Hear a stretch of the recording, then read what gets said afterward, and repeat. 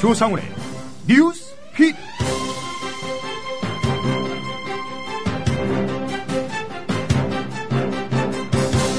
교육부가 교학사 한국사 교과서 채택 철회 과정에 외압이 있었다며 향후 대책으로 근본적 제도 개선을 하겠다며 현행 검인정 제도 대신 국정교과서 제도 부활 가능성을 시사했습니다. 국정 한국사 교과서는 박정희 정권이 유신 독재체제를 구축한 직후인 1974년 2월 당시 11종이던 중고교 국사 교과서를 모두 없애고 도입한 것입니다. 이 교과서가 유신체제의 정당성을 홍보하는 데 악용된 것은 물론입니다. 국정체제는 권력을 옹호하고 획일적 시각을 강요한다는 비판 속에서도 30년가량 유지되다가 김대중 정부인 2000년대 들어 검정체제로 바뀌었습니다. 그리고 박정희의 딸인 박근혜 대통령이 이를 부활시키려 한다면 유신 총화교육의 재탕이라고 볼 수밖에 없습니다. 정부가 할 일은 수차례 수정을 거쳤음에도 불구하고 무려 600개가 넘는 오류가 발견된 구제불능 불량 교과서에 대한 검정을 취소하는 것입니다. 또 엉뚱하게도 딴 교과서까지 불량품으로 오도하고 불량 교과서에 대한 시민적 비판을 이념 공세로 몰아세우는 행태는 삼가해야 할 것입니다. 그리고 또 하나, 박근혜 대통령이 4대 사회학을 척결한다고 주장했습니다. 불량식품도 그중 하나입니다. 불량 교과서가 불량식품보다 무시해도 될 악인지 되물지 않을 수 없습니다. 광고 듣고 잠시 후에 다시 오겠습니다. 사흘만 하늘나라에 다녀올 수 있다면 첫째 날은 세종대왕님께 감사의 큰절을 올리겠다. 둘째 날엔 김구 선생님께 뜨거운 술을 한잔 올리고 싶다. 그리고 셋째 날엔 청산하지 못한 우리의 아픈 역사, 친일파들을 꼭 처단하고 오리라. 나는 컨대 우리 라이프 상주는 민족 정기를 일찾는 상주가 되겠습니다. 여러분이 가입하신 해비시 프로를 국민TV에 후원하겠습니다. 가입하실 때 국민TV에 후원해달라고 말씀해주세요. 1600-3267 앞뒤가 다른 1600-3267 우리라이프 상조 홍대리였습니다.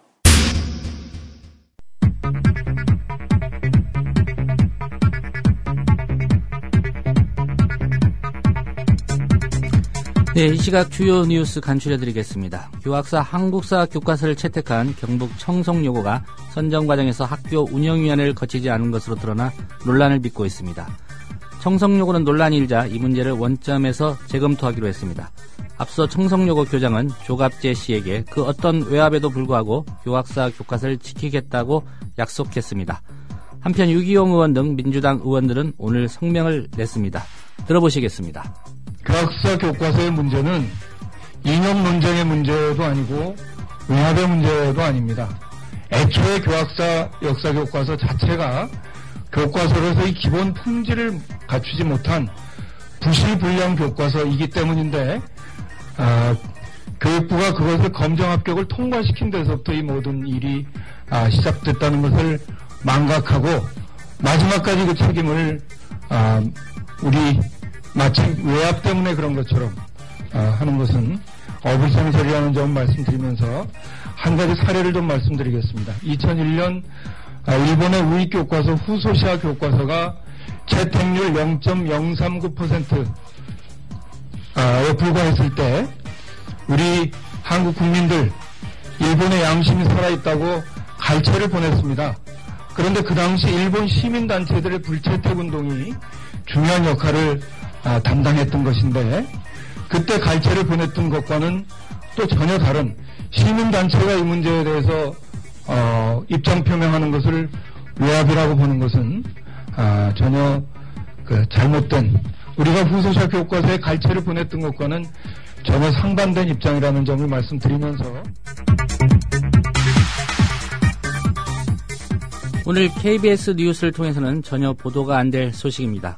KBS와 임창건 KBS 보도본부장이 이른바 윤창중 보도지침 기사로 명예훼손을 당했다며 한겨레와 경향신문을 상대로 낸 손해배상과 정정보도 청구 소송에서 패소했습니다. 지난해 5월 10일 KBS 편집실에는 윤창중 전 대변인 그림 사용 시 청와대 브리핑룸 브리핑 그림 사용 금지, 뒷배경 화면에 태극기 등 그림 사용 금지라는 내용이 적힌 공지사항이 붙어 있었습니다. 이를 두고 두 신문은 KBS가 윤창중 청와대 대변인의 성추행 의혹 보도 때 청와대 브리핑룸 화면을 사용하지 말라는 보도 지침을 내렸다는 주장이 제기돼 논란이 일고 있다고 보도했습니다. KBS는 보도 지침이 아니라 시청자 민원이었다고 주장했지만 재판부는 이를 받아들이지 않았습니다. 서울을 비롯한 중부와 충청, 전북지방에 한파주의보가 내려졌습니다. 기상청은 서울과 경기, 충청 등 중부지방의 내일 아침 최저기온이 영하 9도 안팎까지 떨어질 것으로 보임에 따라 오늘 밤 11시를 기해 한파주의보를 내렸습니다. 내일 아침 예상 최저기온은 대관령 영하 14도, 파주 영하 13도, 철원 영하 11도, 서울 영하 9도 등입니다. 한파주의보는 아침 최저기온이 전날보다 10도 이상 떨어지거나 영하 12도 이하의 기온이 이틀 이상 지속될 때 발표됩니다. 이재명 성남시장이 국정원의 불법 정치 사찰과 지방선거 개입 의혹을 제기한 가운데 민주당이 국정원을 항의 방문했습니다. 국정원 개혁특위 야당 간사인 민주당 문병호 의원은 국정원이 이재명 시장이 제기한 의혹들 대부분을 부인했다고 밝혔습니다. 그러면서 문병호 의원은 이렇게 말했습니다. 우리나라 국정원이 그동안에 직무 범위를 벗어난 불법적인 부당한 정보 활동을 해왔고, 이번 성남 시장의 사찰 사건, 또 최동욱 전 검찰총장의 헌혜자 정보 수집 사건에서 보듯이 무제한적인 그런 정보 수집 활동을 해왔습니다. 그러나 이것은 분명한 현행법규 위반입니다. 다시 한번 말씀드리지만 현행법에는 국내 보안정보 5가지에 국한되어 있습니다. 대공, 대테러, 방첩, 대정부전복, 국제범죄조직, 이 5가지의 보안정보에 한정해서 국내 정보를 수집할 수 있고 무제한적으로 국내 정보를 수집할 수가 없습니다. 그래서 이 점에 대해서 명확한 가이드라인을 만들고 국내 조정관들의 활동 범위를 정확하게 하는 내부 균형을 만들 것을 촉구를 하고요.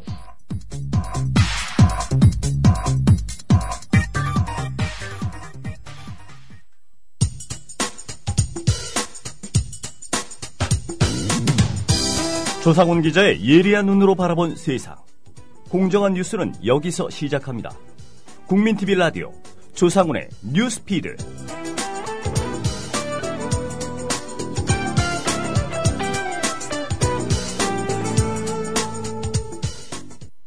통합진보당 김재현 의원과 인터뷰를 한 JTBC 뉴스9 그리고 박창신 천주교 정의구현사재단 소속 신부와 인터뷰한 CBS 김현정의 뉴스쇼.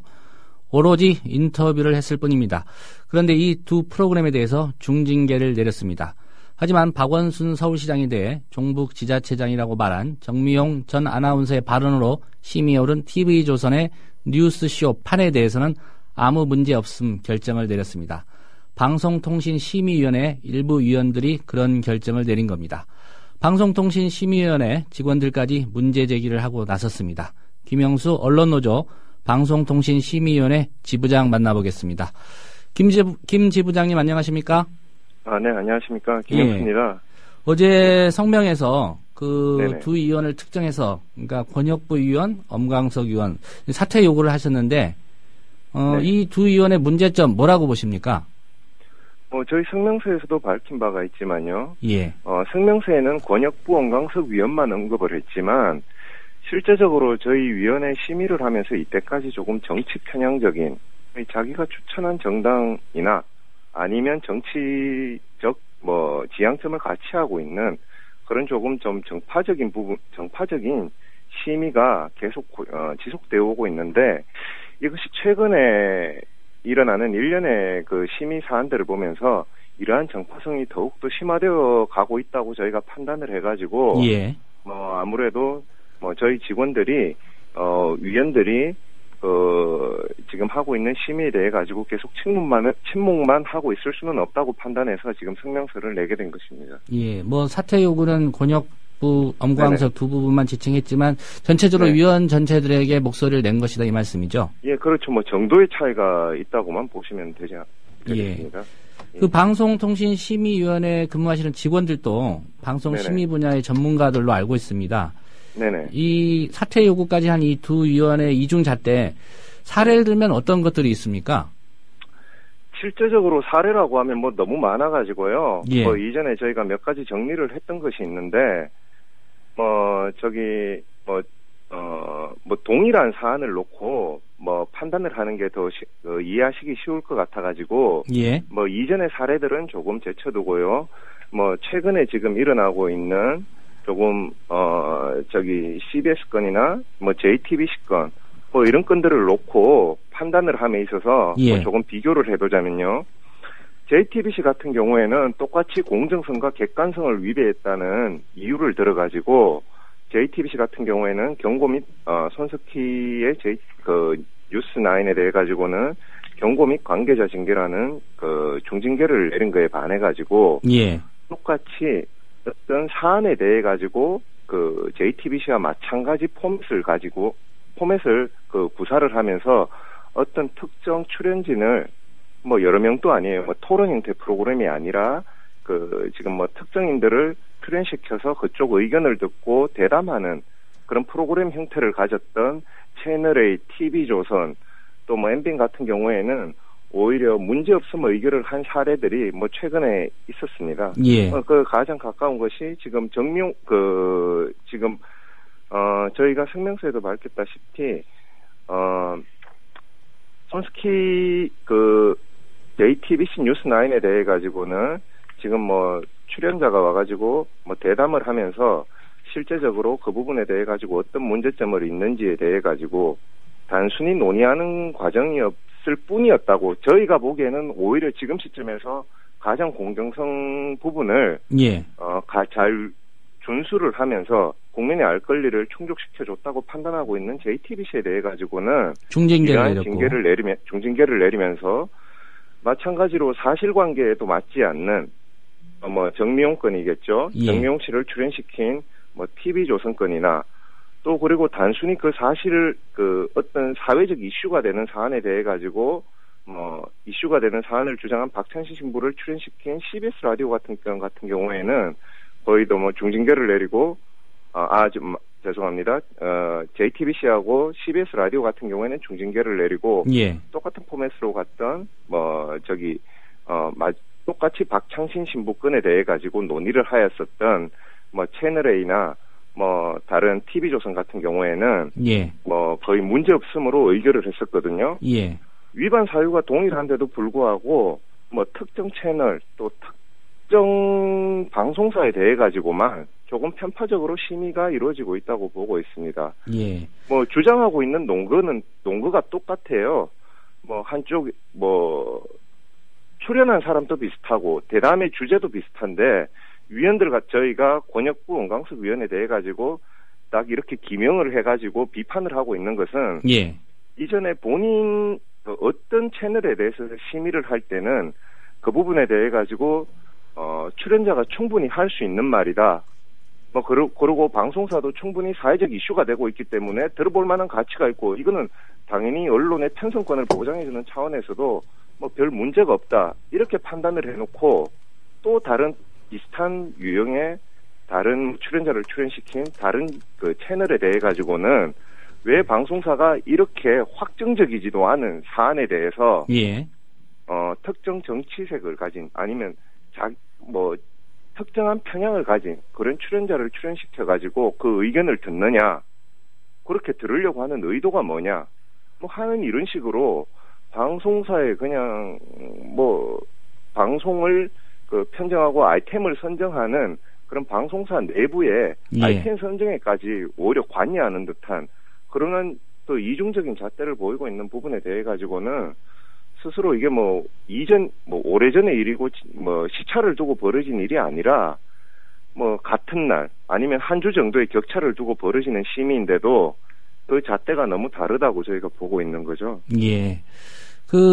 김 지부장님이 보시기에 그렇다면 네네. JTBC나 CBS, TV조선을 네. 막론하고요.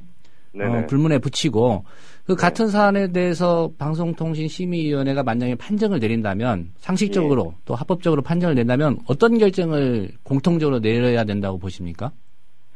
이거는 예전부터 있어 왔던 일인 것 같습니다. 90년도에 보도지침 사건 이후에는 예. 공정성 심의나 심의를 함에 있어가지고 주로 주안점이 됐던 것은 거의 다 선정적인 문제거나 아니면 간접 광고의 문제였었는데요. 예. 유독 지난 정권 때부터는 공정성과 관련한 시비가 많아진 것 같습니다. 실제적으로 안건 수에 있어가지고도요. 예.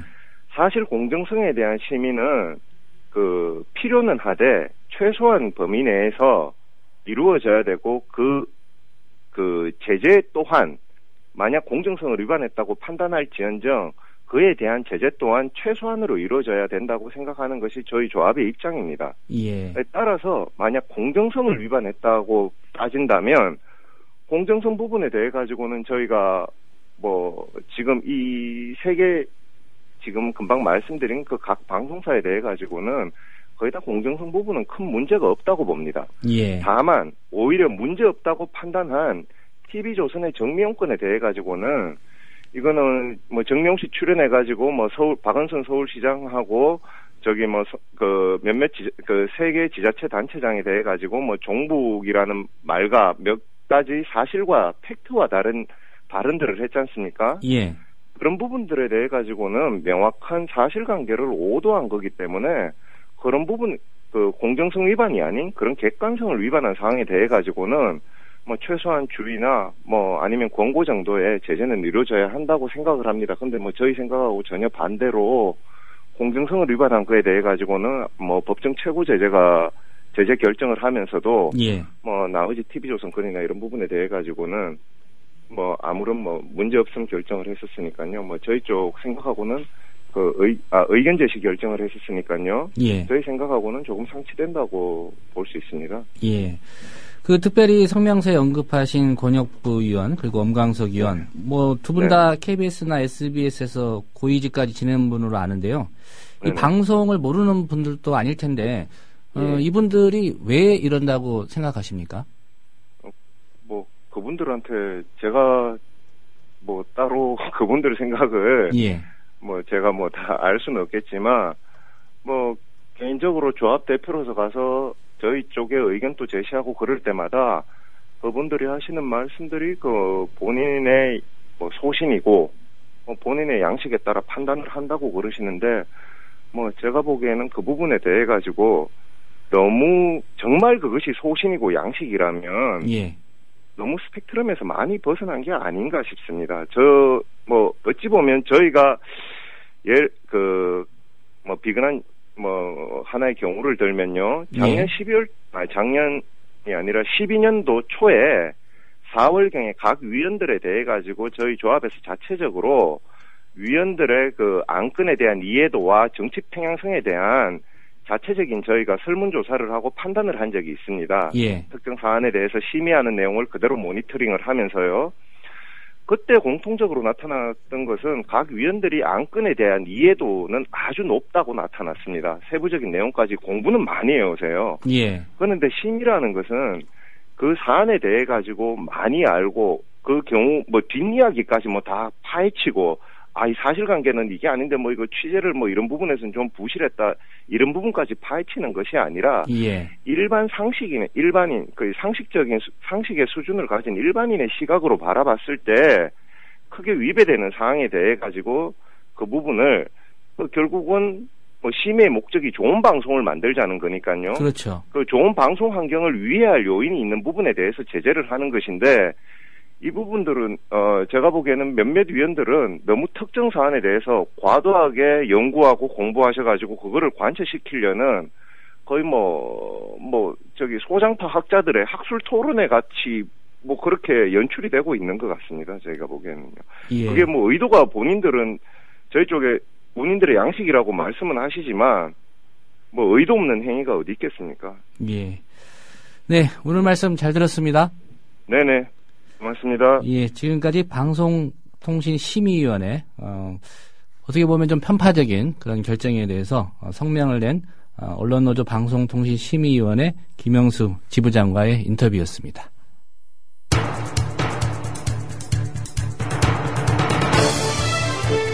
지금 여러분께서는 조상훈 기자가 진행하는 국민 TV 라디오 시사 프로그램 조상훈의 뉴스피드와 함께하고 계십니다.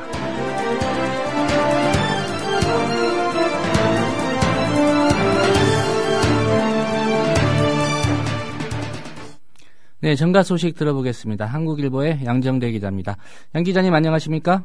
네, 안녕하세요. 예, 연초부터 개헌론 얘기를 좀 했습니다만 오늘 새누리당 당내에서 서청원 의원, 이재호 의원 이 개헌론 놓고 정면 충돌을 했습니다. 예, 그렇습니다. 서청원 의원은 아시다시피 친박계 좌장으로 통하죠. 또 이재호 의원은 친이계 비주류의 또 좌장격이죠. 오늘 아침 최고중진연석회의에서 가장 민감한 정치 현안 중 하나라고 할 수 있는 개헌 문제를 두고 두 사람이 충돌을 했습니다. 예. 이재호 의원은 아시다시피 다들 개헌 전도사를 자처해오고 있는데요. 회의에서 연초에 국민들 여론조사에서 75%가 개헌을 해야 한다고 응답했고 이 대다수 국민들의 의견에 따라가는 것이 소통이다. 이거 반대하는 건 불통 아니냐. 박근혜 대통령의 불통 논란을 고리로 해서 개헌의 필요성을 적극 강조를 했습니다. 예.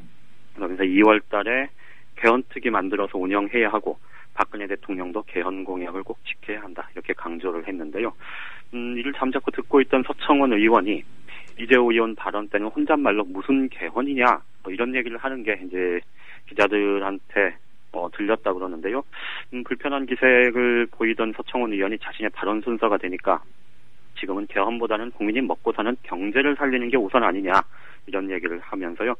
특히 이명박 정권 때도 개헌하겠다고 해서 당시 국회의장 산하에 개헌특위도 만들었고 또 이재호 의원은 그때 정권의 2인자 아니었냐. 그만큼 힘이 있었는데도 추진 못한 것 아니냐. 이렇게 사실상 좀 면박을 주는 듯한 그런 모습을 보였습니다. 예. 비공개 전환 후에도 서청원 의원이 개헌론을 꺼낼 시점이 아니다. 이렇게 반발을 했다고 그러는데요. 이제 이에 대해서 이재호 의원은 묵묵부답이었다고 합니다.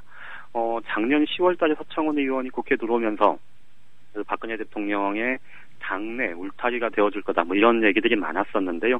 오늘 공식 석상에서 그동안 비주류의 목소리를 최고중진 연석회의를 통해서 별다른 제지 없이 계속해서 강조를 해왔었던 이재호 의원을 향해서 서청원 의원이 이렇게 한마디 툭 내뱉으면서 굉장히 좀 표정이 단호했었는데요. 예. 이런 것들을 보면 사실상 좀 진짜 서청원 의원이 좀 박근혜 대통령의 그 호위무사 이런 역할을 이제 정말 본격적으로 하는 것 아니냐 이런 평가를 해볼 수 있을 것 같습니다. 오늘 서청원 의원의 이런 행보를 두고 최근에 그 김문수 지사에 대해서 공개적으로 경기지사 3선 도전해달라 이렇게 요청도 하고요. 또 최근에 여야 중진협의체도 만들고 이런 활동들을 좀 활동의 폭을 넓혀가고 있는데 예. 이런 것과 관련해서 좀 서청원 의원이 이제 정말로 본격적으로 좀 역할을 찾아 나서는 것 아니겠느냐 이런 해석을 내놓는 경우들이 많은 것 같습니다. 예. 두 사람의 인연도 좀 특별하지 않습니까? 그렇습니다. 두 사람은 중앙대 선후배 사이고요. 서청원 의원이 2년 선배인데요. 과거 민주화 투쟁도 같이 해온 그런 동지적인 성격도 있고요. 또 정치권 입문해서는 97년도에 신한국당 내 민주계 모임에서 함께 활동을 하기도 했고요. 그런데 이제 2000년대 들어서서 약간 좀 사이가 좀 멀어졌다 그러고요. 2007년 대선 후보 한나라당 대선 후보 경선 때 서청원 의원은 친박계 그러니까 박근혜 후보를 밀었었고요. 예. 또 이재호 의원은 이제 친이계 이명박 후보를 밀었었죠. 특히 2008년에 18대 총선 공천 과정 그리고 18대 총선 공천 과정 그때 이제 그 공천 학살 이런 얘기도 나왔었고요. 또 17대 공천 때도 마찬가지 아니었습니까? 이런 과정 거치면서 두 사람의 사이가 굉장히 나빠졌다. 이런 게 주된 평가인 것 같습니다. 예. 정치권 안팎에서 의료 민영화 논란도 좀 본격화될 것 같다. 이런 전망인데 어느 정도 논의가 되고 있습니까? 아직 본격적으로 논의가 시작됐다. 이렇게 보기는 어려운데요. 그런데 이 의료 민영화 논란이 사실 이게 굉장히 좀 우리 사회에서는 해묵은 논쟁 아닙니까? 이게 이제 노무현 대통령 시절 때부터 이게 의료 서비스 선진화 정책이라는 걸로 이제 참여정부가 추진을 했었고요. 그 단계적 추진 과제, 추진 계획을 내놓으면서부터 우리 사회에서 이게 결국은 이 건강보험의 근간을 흔드는 거다. 이런 논란들이 굉장히 많았는데요. 예. 이번에도 좀 논란이 이제 본격화될 가능성이 굉장히 높다. 이런 말씀을 드릴 수 있을 것 같습니다.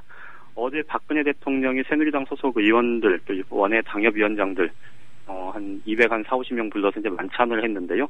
이 자리에서 공공성을 저해하지 않는 범위에서 의료와 관계된 여러 규제를 풀어줘야 한다. 이런 얘기를 했습니다. 예. 의료파를 통한 의료 서비스 활성화 계획을 이제 작년부터 얘기해온 이거를 다시 한번 강조를 한 건데요.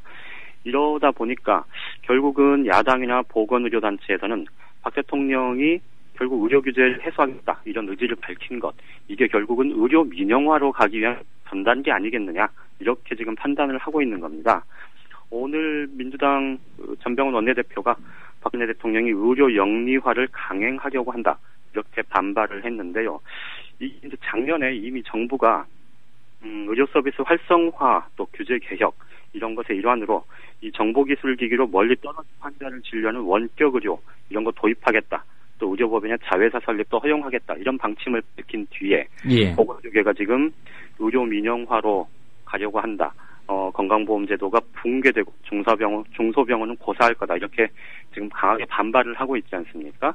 이미 이제 그 첫 단추가 꿰어진 상태여서 그 박근혜 대통령이 어제 발언 결국은 철도 민영화 논란에 이어서 이번에는 의료 민영화 논란으로 다시 한번 좀 뜨거운 쟁점이 형성되지 않겠느냐 이런 예상이 가능할 것 같습니다. 예, 정작 좀 민간에게 자율권을 줘야 되는 역사 교과서 이거는 지금 국정 체제로 만들겠다고 그러고 또 뭐 의료 민영화나 공공영화 민영화하는 것처럼 교과서도 좀 그렇게 갔으면 좋겠는데 여러 가지 사안에 대해서 이 박근혜 정부는 좀 반대로 가는 것 같습니다. 네, 그렇습니다. 예, 오늘 소식 고맙습니다. 네, 고맙습니다. 네, 정가 소식 한국일보의 양정대 기자였습니다. 오늘 준비한 소식은 여기까지입니다. 내일 다시 뵙겠습니다.